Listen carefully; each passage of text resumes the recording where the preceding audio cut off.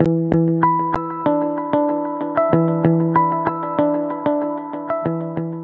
Franck Nicolas, fondateur de Globe et du programme de coaching Spark. Mes amis, c'est notre première capsule avec Luc Bessette. Bonjour le docteur Bessette.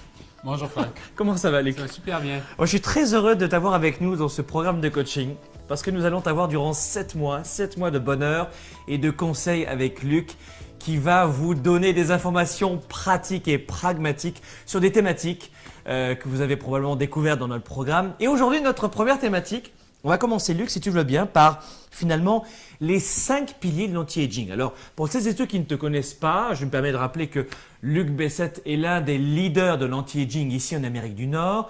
C'est un ancien médecin urgentologue, un véritable expert dans ce domaine. Croyez-moi, je l'ai sélectionné pour vous pour cette raison-là. Et voilà pour la présentation de Luc Bessette à mes côtés. Et puis aujourd'hui, on va commencer avec toi par les 5 premiers piliers de l'anti-aging. C'est-à-dire de quelle façon est-ce qu'on peut freiner le processus de vieillissement? C'est-à-dire qu'on ne va pas arrêter évidemment le vieillissement, mais de quelle façon est-ce qu'on peut freiner ce processus de vieillissement et puis finalement améliorer cette vie intellectuelle et cognitive? Je pense que c'est effectivement la question très importante, Frank. Donc, tout d'abord, comme Frank vient de le dire, je ne crois pas que ce soit possible de stopper le processus de vieillissement. Évidemment, nous allons tous vieillir. Tout ce que l'on peut faire, c'est diminuer la vitesse avec laquelle ce vieillissement se fait et probablement peut-être allonger un tout petit peu l'espérance de vie, mais surtout allonger la durée de qualité de vie. Parce que, comme on le sait tous, les gens en fin de vie sont souvent 5 ans à 10 ans malades.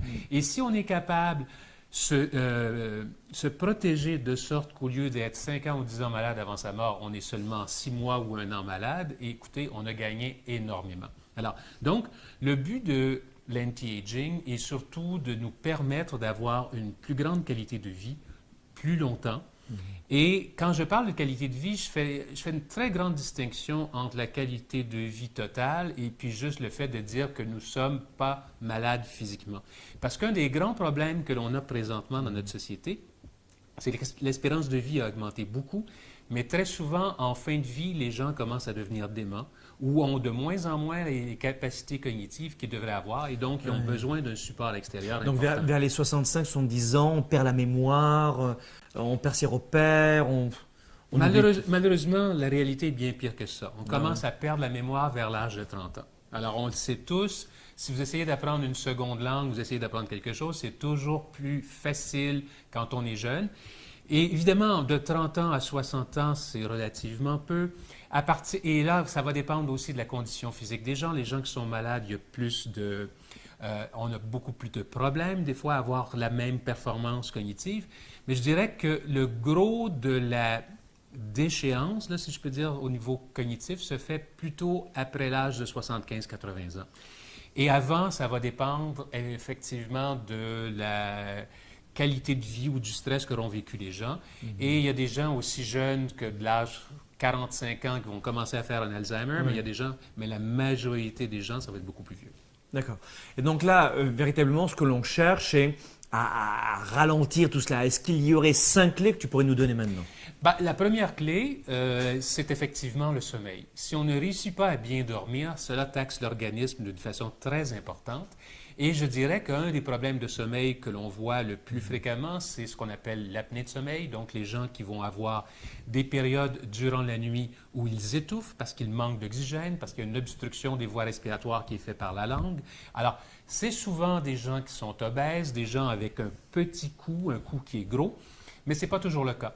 Et quand on commence à avoir des symptômes où on se lève, on est fatigué, on a tendance à s'endormir durant le jour dès que l'éclairage se tamise ou éventuellement dès que les choses commencent à devenir un peu plus calmes, qu'on commence à avoir des problèmes d'attention et de concentration, de dépression même. Tu sais que une des premières personnes que j'avais vues quand j'ai commencé à m'intéresser aux problèmes de sommeil, c'était un psychologue, un docteur en psychologie qui venait me voir parce qu'il pensait qu'il était déprimé. Et puis finalement, son problème, c'était de l'apnée de sommeil. Alors, on lui a fait le test et 40 fois par heure, il arrêtait de respirer. Et il arrêtait de respirer et son niveau d'oxygène descendait dans le sang encore plus bas que celui qu'on a chez des gens en salle d'urgence quand ils sont en sur le point d'avoir un arrêt respiratoire. Alors donc, ces gens-là luttent durant toute la nuit contre l'asphyxie, contre une forme de, on pourrait parler de quasi-noyade d'une certaine façon. Et donc, qu'est-ce que ça a comme impact? Ça a comme impact que l'adrénaline est sécrétée, le cortisol est sécrété. C'est des gens qui vont avoir tendance à manger plus, à avoir du gain de poids, à faire de l'hypertension artérielle. Et donc, le corps est toujours stressé, il n'a pas la capacité de se reposer. Donc, évidemment, le but premier du sommeil, c'est de se reposer, de se régénérer. Quand on n'a pas cet apport-là, le corps vieillit très vite. Et quand on a cette suspicion quand on imagine qu'on a ces symptômes-là, ou on a une suspicion d'apnée du sommeil, qu'est-ce que tu conseilles à nos amis d'aller voir un médecin proche? Quel type de test? Qu'est-ce qu'il faut faire?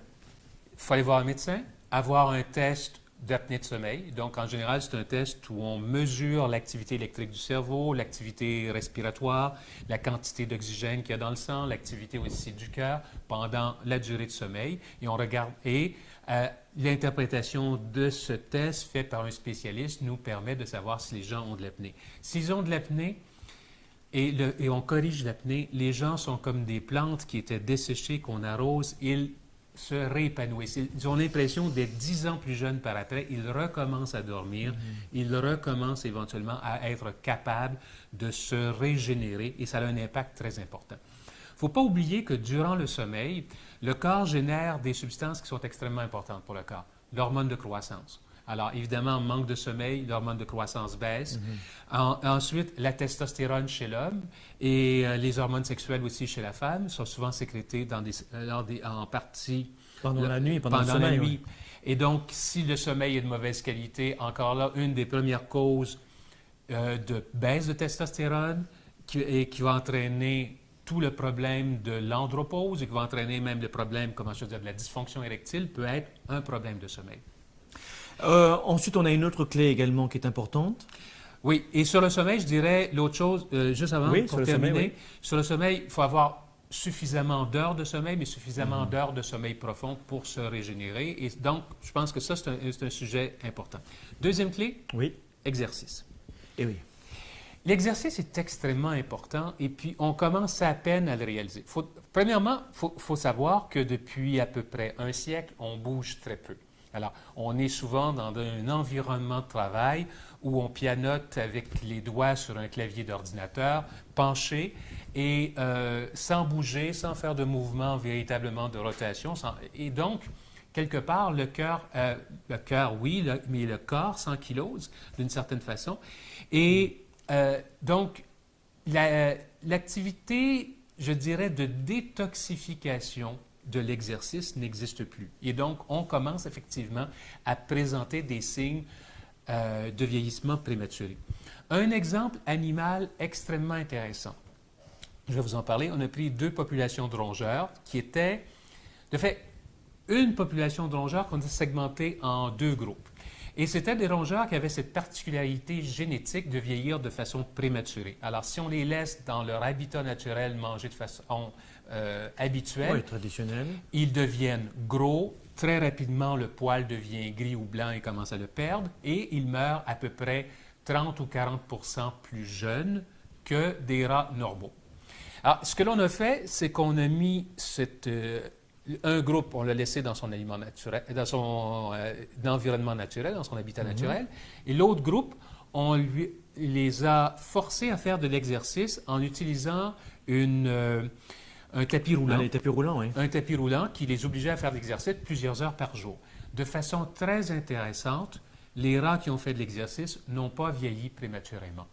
Alors, ils ont vieilli autant que ceux qui n'avaient pas le défaut génétique. Et ça nous a amené à comprendre dernièrement que l'exercice vient interférer même avec la génétique des individus pour permettre de contrecarrer l'expression de certains gènes qui seraient des gènes plutôt néfastes pour l'organisme. Donc, l'exercice est extrêmement important et le fait de ne pas faire d'exercice explique pourquoi, entre autres, il y a beaucoup de cas d'hypertension, beaucoup de cas d'obésité, beaucoup de cas de diabète et avec ça, toutes les choses toutes les conséquences néfastes qui viennent avec.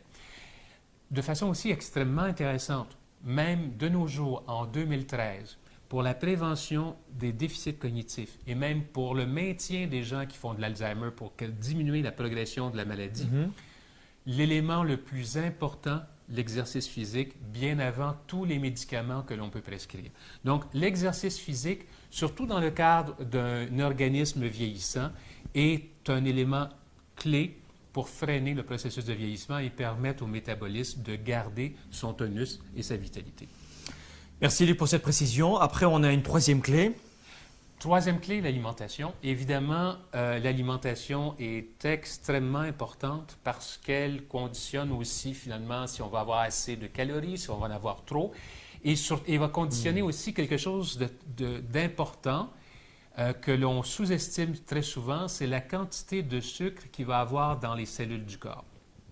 Pour te donner un exemple, Frank, tu sais très bien que si tu prends un blanc d'œuf, tu le mets dans une assiette, et tu essaies éventuellement avec une fourchette de prendre le blanc d'œuf et de le lever. Difficile, n'est-ce pas? Oui, absolument. Si tu mets du sucre dans ton blanc d'œuf et tu fais la même chose. Ça change la texture. Ça change la texture. Oui, bien sûr. OK? Donc, la viscosité du blanc d'œuf devient beaucoup plus importante.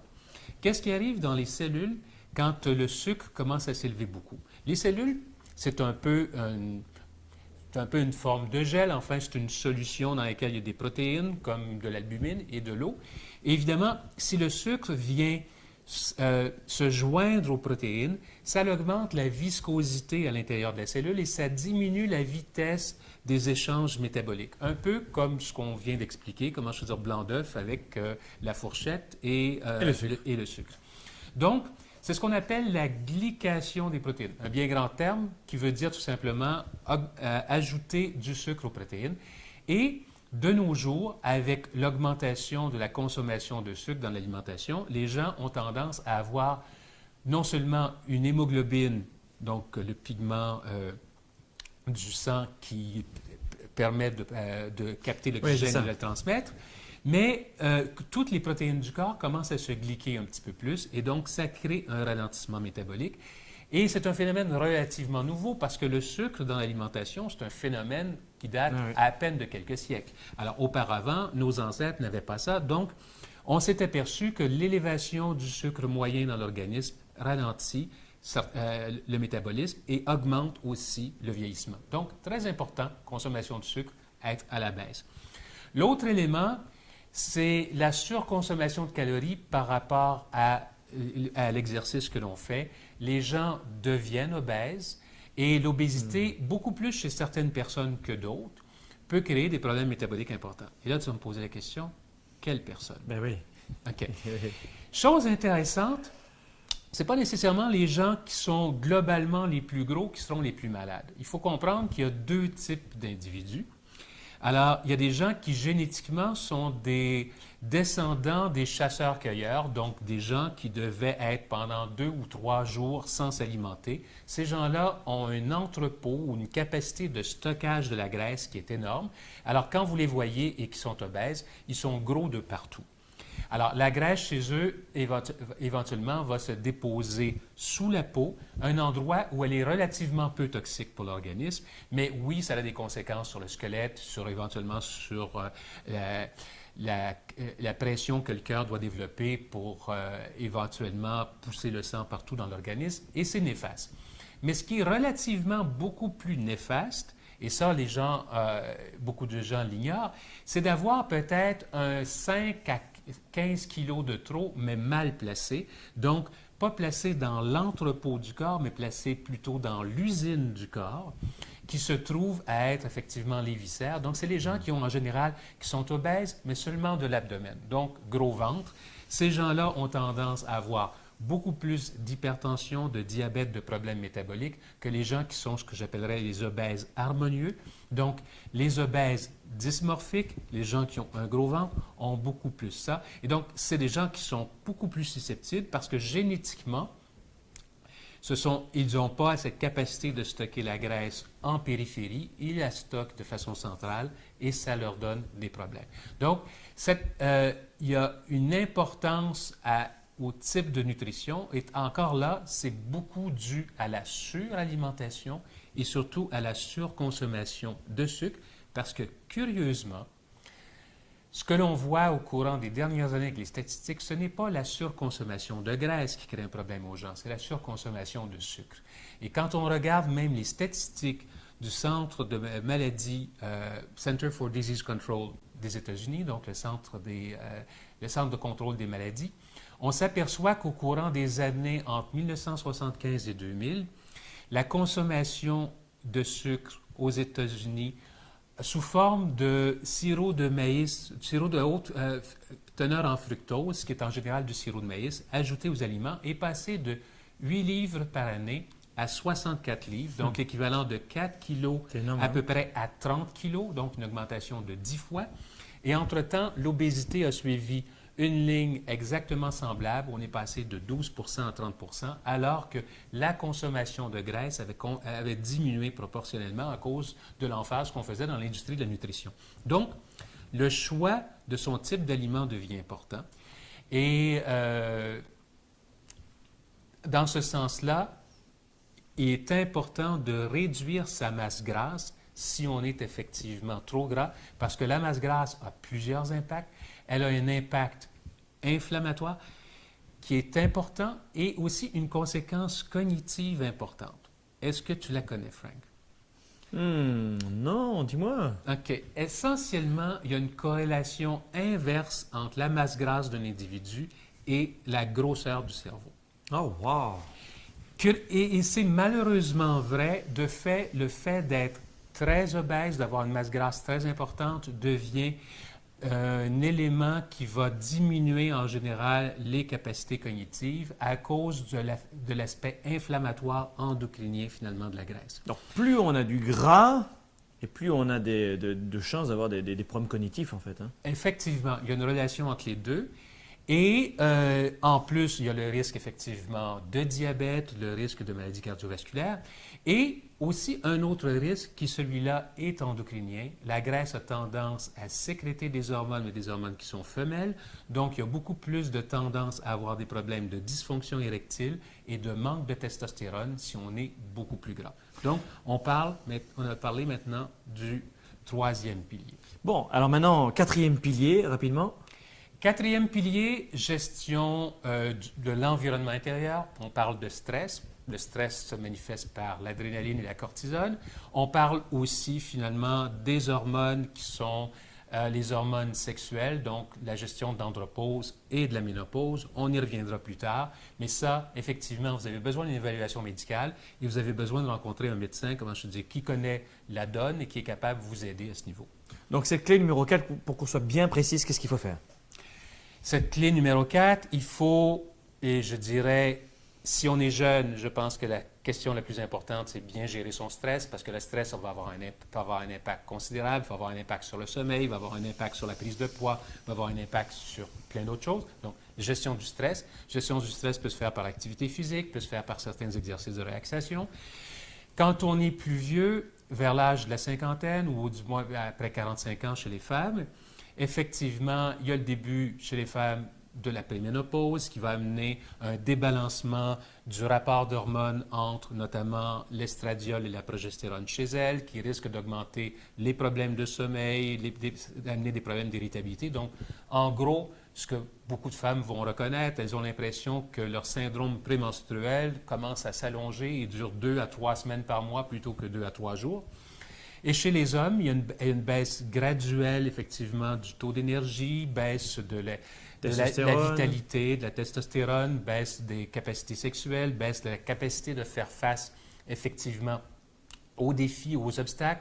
Les collines ont l'air de montagne. Alors, à ce moment-là, il y a souvent une problématique qui est associée à une baisse de la testostérone. Et donc, dans les deux cas, que ce soit la ménopause ou que ce soit finalement l'andropause, la supplémentation hormonale peut changer beaucoup les choses et donner, chez la femme en tout cas, une protection par rapport à plusieurs maladies et chez l'homme aussi une capacité de lutter contre la dépression, contre de bien-être aussi. Oui. Et ça génère effectivement un état de bien-être bien meilleur que quand on est dans une situation où on est en carence. Cinquième clé? Cinquième clé, c'est savoir... reconnaître l'importance de son environnement extérieur pour ce que cela nous amène. Évidemment, on va parler de pollution, mais au-delà de la pollution, il y a une chose qu'on ignore généralement, c'est tout l'impact que peuvent avoir les gens autour de nous et les valeurs qu'ont ces gens autour de nous sur notre santé. Ce que tu veux dire quoi? Si on est entouré de personnes obèses, elles vont avoir une influence sur nos choix? Non, je ne dirais pas ça exactement de la même façon. Je dirais une étude qui avait été qui était parue, si je me rappelle bien, c'était dans le New England Journal of Medicine. Et c'était une étude statistique qui avait essayé de déterminer l'importance relative de 3 facteurs par rapport à l'obésité. Qu'est-ce qui est le plus important? Quel est le facteur qui va me prédisposer le plus à être obèse? Est-ce que c'est le fait d'avoir des parents obèses? Ça le pourrait. Est-ce que c'est le fait d'avoir un environnement autour de moi où il y a beaucoup de fast-food, où finalement il y a un accès extrêmement important à de la mauvaise nourriture? À de la mauvaise nourriture. Oui. Ou est-ce que c'est le fait que dans mon cercle d'amis proches, j'ai beaucoup de gens obèses? Et la réponse, qui a été surprenante pour les chercheurs, c'est le fait que j'ai dans mon cercle d'amis proches plus de gens obèses. Et ce qui était encore beaucoup plus surprenant pour les chercheurs, c'est de s'apercevoir que cette influence était vraie à 2 niveaux de séparation. C'est-à-dire que quelque part, si les amis de mes amis ont plus, il y a plus d'obèses parmi les amis de mes amis, j'ai plus de chances d'être obèse. Évidemment, c'est pas ce que cela sous-tend. Et c'était d'ailleurs l'hypothèse des chercheurs, c'est que, évidemment, il n'y a pas de contamination directe là. Ce n'est tout simplement que parce que si mon choix d'amis conditionne les valeurs qui sont importantes pour moi. On est dans un domaine d'influence. On est dans un domaine d'influence. Et puisque ce sont des valeurs que je partage, j'ai beaucoup plus de permissivité par rapport à cette situation-là face à moi. C'est un peu le phénomène qu'ils expliquent de savoir des neurones miroirs, donc cette partie du cerveau qui nous permet d'interpréter, quand on est tout jeune enfant, comment les autres autour de nous pensent ou à quoi ils s'attendent de nous. Évidemment, il semblerait que l'on a créé à ce moment-là, à l'intérieur de notre cerveau, une image miroir de qui l'on peut être ou de quelle valeur, effectivement, avec quelle valeur on peut transiger. Donc les 5 piliers de l'anti-aging, on les rappelle. Là, on était dans le 2e point, c'était l'environnement. Oui, mais j'aimerais faire une chose aussi. Parce que là, il y a beaucoup de gens qui le prennent de façon défensive. Donc, je ne veux plus avoir un ami qui est obèse. Et on peut le voir d'une autre façon. On peut le voir d'une façon beaucoup plus proactive. Si moi, mes valeurs sont effectivement d'être en santé et de créer ma santé, j'influence tous mes amis de cette façon-là et tous les amis de mes amis. Et donc, ça devient une capacité de création de bien-être autour de soi. Et c'est ce qu'on appelle du leadership, c'est-à-dire que vous allez devenir un vrai leader qui va choisir ses valeurs et qui va les partager et inspirer d'autres personnes grâce à ces valeurs-là. En fait, vous comprenez que finalement, merci Luc, ça c'est formidable ce que tu es en train de nous dire, c'est que on pourrait dire oh, je vais éliminer tous les gros de là autour de moi ou les personnes qui fument. Non, au contraire, vous pouvez choisir qui vous voulez être et puis dans ce parc, on va en parler largement, vous verrez dans la neuropsychologie dans la neuropsychologie du leadership, on va en parler ensemble, mais vous comprenez bien maintenant que si vous êtes beaucoup plus riche à l'intérieur, si vous savez exactement ce que vous voulez, jusque dans le domaine de la santé, vous pourrez influencer, votre environnement, au lieu d'être complètement perméable à votre environnement. Exactement, ça devient un acte de Absolument. création. Waouh, c'est génial. Merci beaucoup Luc pour ces 5 clés. On les rappelle vite fait, les 5? Sommeil, exercice, nutrition, gestion de l'environnement intérieur, parler de stress et d'hormones, et puis gestion de l'environnement extérieur, donc on parle de l'influence des gens autour de nous. De l'influence des gens autour de nous, et aussi finalement de l'environnement physique, à savoir, oui, s'il y a une usine qui pollue à côté de moi, c'est pas particulièrement bien. Luc, ça fait plaisir. Check, c'est fait. Bon. Waouh, c'est super. Merci encore. J'espère que vous avez apprécié cette capsule. On va en avoir 6 autres avec Luc durant les 6 prochains mois. Ça va être formidable. Rejoignez-nous dans ce département de Spark puisque, comme vous le voyez, vous pouvez picorer parmi les experts. Et c'est toujours formidable d'avoir des gens d'un niveau de Luc Bessette, du Dr Bessette, qui est un expert dans son domaine. Merci encore à vous. Soyez des leaders actifs, déraisonnables et inspirants pour un monde meilleur, évidemment. À très bientôt.